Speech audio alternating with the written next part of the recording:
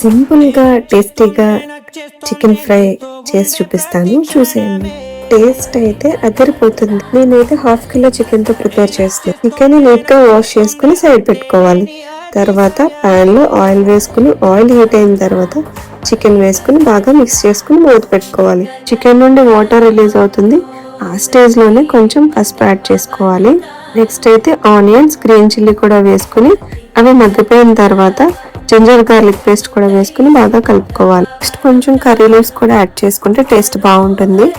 తర్వాత టేస్ట్ కి సరిపడగా సాల్ట్, కారం, ధనియా పొడి, గరం మసాలా కూడా యాడ్ చేసుకుని బాగా మిక్స్ చేసుకోవాలి. మధ్య మధ్యలో ఇలా కలుపుతూ ఉంటే మనకి అడుగు పట్టకుండా ఉంటుంది అండ్ మాడిపోకుండా కూడా ఉంటుంది. లాస్ట్ లో దించే ముందు కొత్తిమీర వేసుకుంటే సరిపోతుంది. అంతే, చికెన్ ఫ్రై రెడీ అయిపోయింది.